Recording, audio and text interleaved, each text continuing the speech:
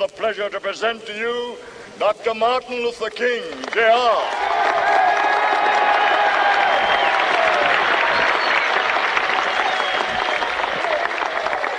I am happy to join with you today in what will go down in history as the greatest demonstration for freedom in the history of our nation.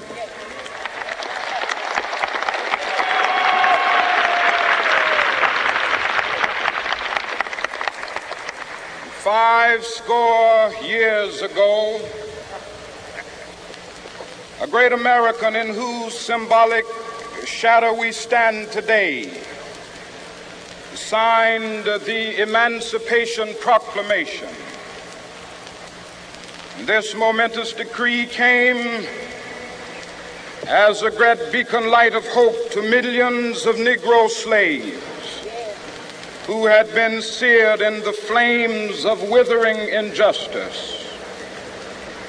It came as a joyous daybreak to end the long night of their captivity. But 100 years later, the Negro still is not free. 100 years later, the life of the Negro is still sadly crippled by the manacles of segregation and the chains of discrimination. 100 years later, the Negro lives on a lonely island of poverty. I have a dream that one day this nation will rise up and live out the true meaning of its creed. We hold these truths to be self-evident, that all men are created equal.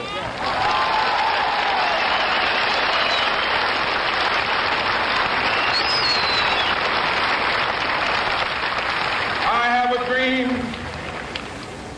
that one day on the red hills of Georgia, the sons of former slaves and the sons of former slave owners will they be able to sit down together at the table of brotherhood.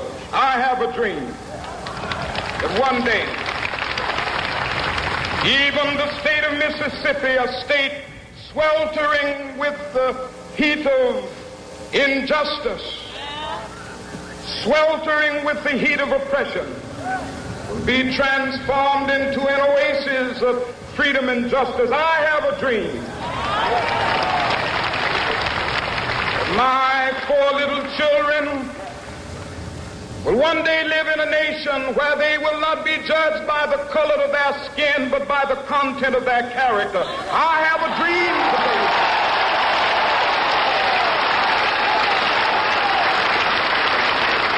I have a dream that one day, down in Alabama, with its vicious racists, with its governor having his lips dripping with the words of interposition and nullification. One day right there in Alabama, little black boys and black girls will be able to join hands with little white boys and white girls as sisters and brothers. I have a dream today.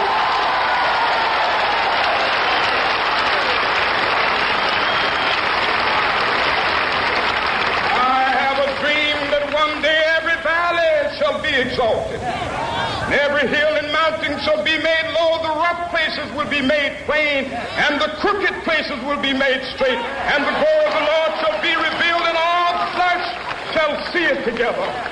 This is our hope. This is the faith that I go back to the South with. With this faith, we will be able to hew out of the mountain of despair a stone of hope. With this faith, we will be able to transform the jangling discords of our nation into a beautiful symphony of brotherhood. With this faith, we will be able to work together, to pray together, to struggle together, to go to jail together, to stand up for freedom together, knowing that we will be free one day.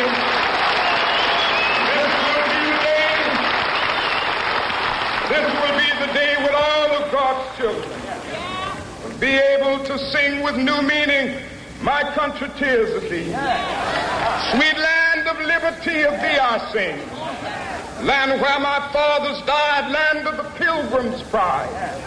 From every mountainside, let freedom ring. And if America is to be a great nation, this must become true. And so let freedom ring.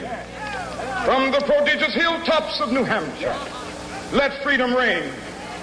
From the mighty mountains of New York, let freedom ring. From the heightening Alleghenies of Pennsylvania, let freedom ring. From the snow-capped Rockies of Colorado, let freedom ring. From the curvaceous slopes of California. But not only that, let freedom ring from Stone Mountain of Georgia. Let freedom ring from Lookout Mountain of Tennessee. Let freedom ring from every hill and molehill of Mississippi, from every mountainside. Let freedom ring, and when it happens,